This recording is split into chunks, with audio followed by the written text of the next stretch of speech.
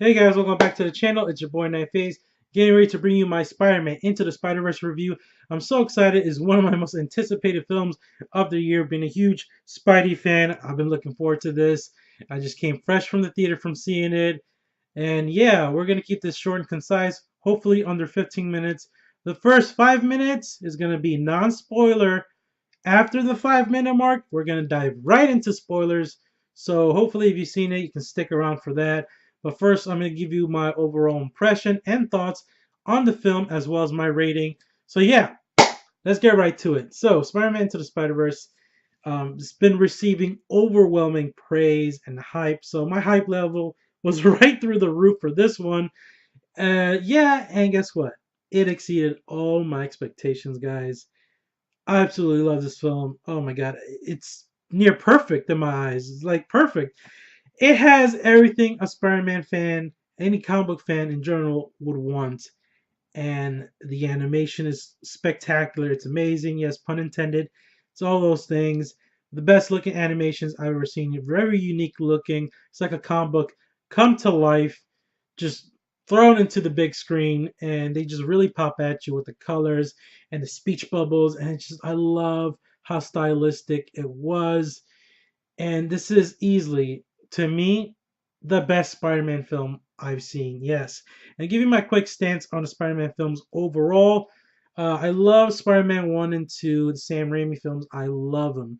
To me, those films captured what Spider-Man is supposed to be. Spider-Man 3, I was mixed. I didn't hate it, didn't love it. It's just, Amazing Spider-Man 1 and 2. I'll be honest, Amazing Spider-Man 1, I did not like.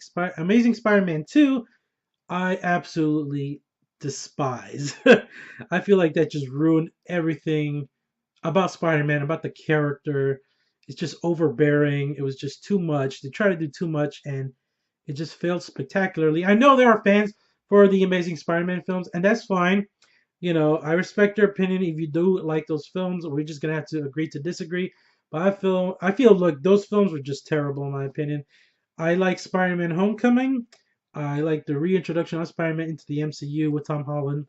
So there's my rundown on where I stand with the Spider-Man films. This one though, it gets it right.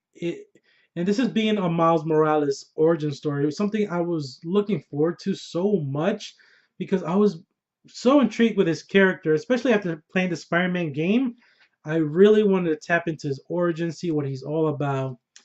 And yeah, it captures it so well about why we strive to be a hero like Peter Parker is, because he's your everyday like average nerd, something I can relate to going through high school, feeling like an outcast, feeling like a fish out of water, want to strive to something better. The whole with great power comes great responsibility line that we always hearken to, they really drive that home in this film. It stays true to the Spider-Man character in general, that we could all wear the mask. And I love that about this film. It just gets it right, guys. It's freaking perfect. I loved it. I can't stop thinking about this film. So many standout scenes. It's one of the best films of the year, easily. Go watch it as soon as you can. And yeah, it deserves the praise. I'm gonna have to give this one a 10 out of 10. It's a knockout. It's just they managed to do Miles Morales' origin story justice while having Peter Parker play an integral part of the story, and then balancing this crazy story with all the spider people is just icing on the cake. It's so good, as well as the villains that are so memorable. I love the different variations of Spider-Man and women, and as well as the villains, the way they looked. It just, oh my god, it's just comic book paradise. Seriously, watching this film, you're just like, oh my god, it's just they really hit a home run, guys. Like I love the voice acting, the emotion, the emotional beats of the story.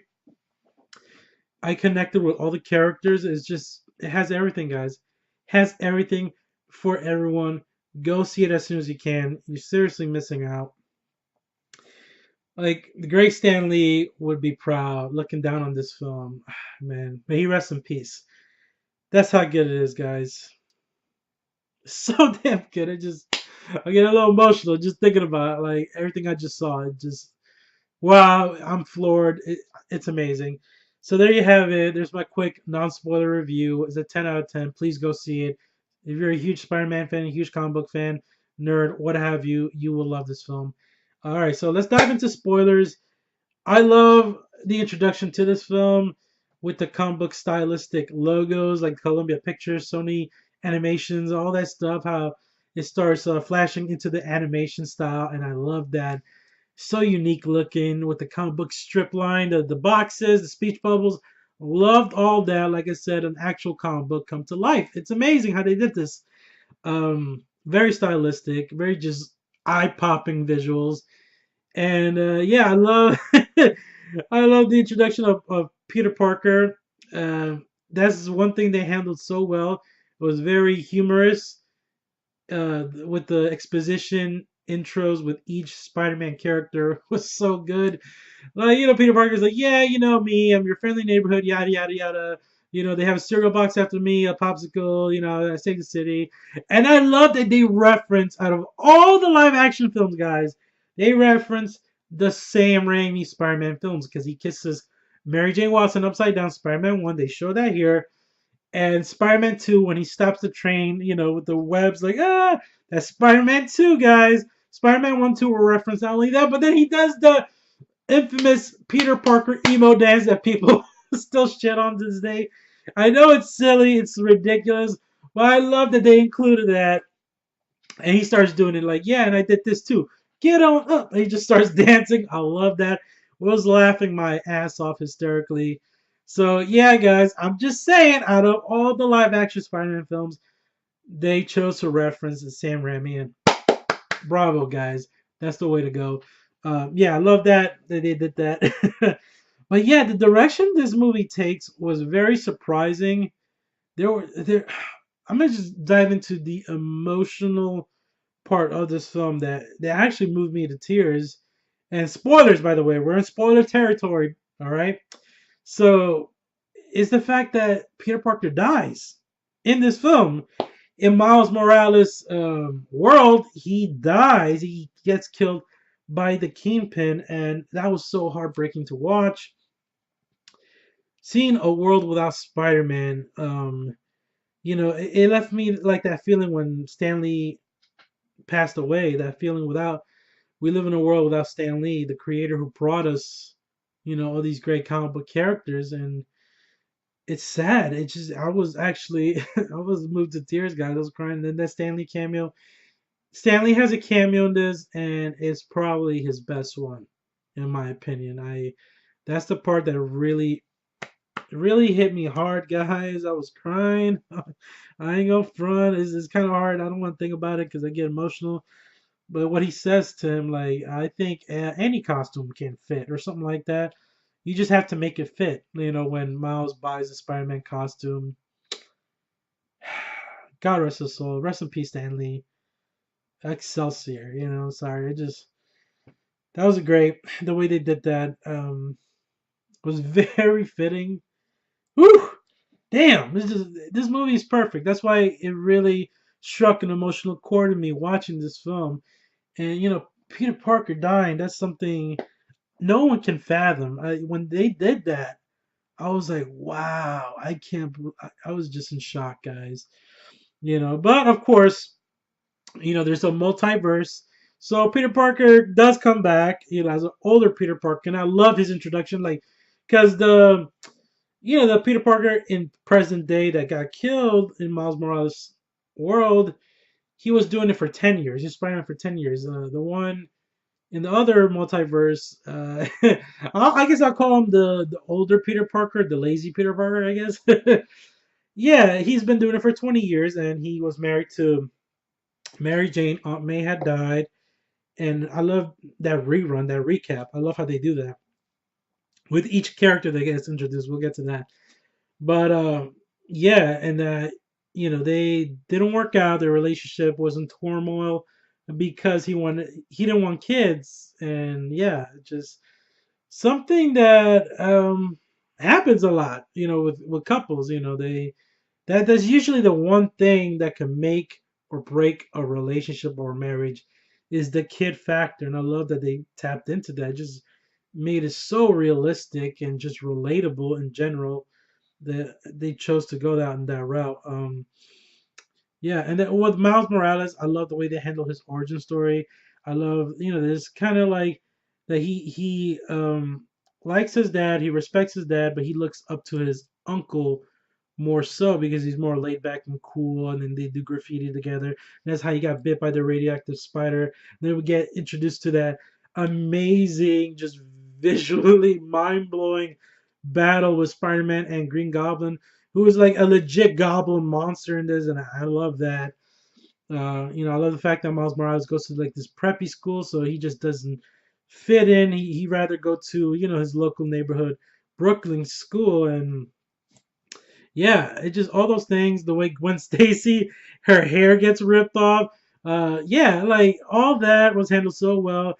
Him, dealing with the powers, and I love that they kept cutting to like the comic book, like when he starts sticking to stuff, he's all sticky and shit. He was in a sticky situation, right? And he saw the comic book. He's like, no way, I could be Spider Man. That was just so many great moments like that. I really appreciated this film went for, and just the way the villains look, my goodness, like Kingpin, he's like this oversized Goodyear blimp, holy shit. And Scorpion, and they stay true to the characters. Scorpion like was talking Spanish, and wasn't he in the comics? I think he was at one point. I'm not sure. And Miles Morales, I love that they, didn't shy away from his Spanish and African American heritage. His mom is a Latina, speaking Spanish, and I really appreciated that. They didn't just like put that to the curb or anything like that, and I love that. So yeah, let's talk about the different Spider-Man characters. Spider-Man Noir. Let me bring this boy out here. Yeah, baby, I picked him up today. Found him at Walgreens. Spider-Man Noir is my favorite different Spider-Man character. Nicolas Cage was born to play him. He's like, sometimes I'll light a match and just to see how long it takes for it to burn out or something like that. That line was hilarious. Oh my god, please have a standalone Spider-Man noir movie, please. And Nicolas Cage needs to fucking play him. I like Spider-Ham. He was humorous as well. Penny, she was interesting. She was like a Japanese anime come to life, which was crazy. And yeah, Gwen Stacy. I love Hailey Steinfeld. Man, she's killing it this year. Bumblebee now voicing Gwen Stacy. Yeah, and it just and the villains like was it Doctor Octopus's was it his daughter? She's the new Doctor Octopus. That was crazy. Just fucking blew my mind. There was a lot of surprises like that. We weren't familiar with these characters. Like boom. And I love Miles Morales' powers, like the electricity, the invisibility, which is so cool. And Prowler, we gotta talk about Prowler, boy. Yo, he was the most menacing and the most surprising. And again, spoiler, Prowler ended up being Miles Morales' uncle, which blew my mind. Did not see that coming. Well, kind of like when they went to the apartment, I was like, oh, it has to be the uncle. Yeah, so that was somewhat predictable. I will admit that, but still, it just added that emotional punch when you found out who Prowler was. Oh my goodness, the theme, Prowler's like musical theme. Yeah, gave me chills and goosebumps in certain parts, man. He was such a cool villain, and it kind of sucks that he got killed. But very tragic scene when his uncle gets killed and Kingpin decides to kill him. Damn. But yeah, just I I love the final fight when Miles Morales finally, decides to step up to the plate to take that leap of faith that Peter Parker was, telling him. And it was so fitting. That final battle with Kingpin was so gratifying, guys. I'm trying to keep this short review, and also because my camera's lagging. I hate this camera. Gotta get a new one. Note to self. Um, the action, everything about it, the way he wrapped up the story, and who knows? These Spider people could come back. I hope they make a sequel to this, whether it's animation or live action, which would be amazing. But yeah, I love how open ended it is. They're out there. We know they're out there. They go back to their universes. The where that reactor core thing gets destroyed. Kingpin gets captured, brought to justice. Miles did an amazing job. I love that moment he has with his dad at the end. He's like, "Keep up the good work, officer." Yeah, guys, this movie, 10 out of 10. I loved it. I loved every minute of it.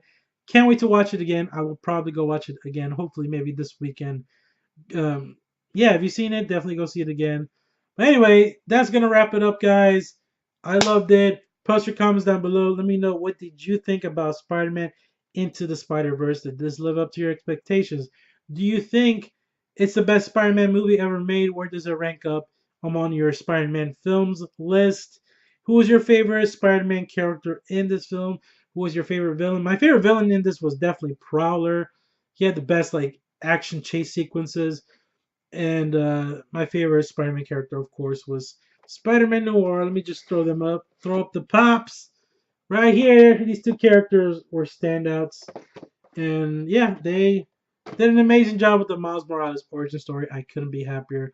Anyway, there you have it. Here's my review. Um, if you're finding my channel for the first time, make sure you hit that subscribe button. Give this video a like if you want, and I'll catch you guys in the next one.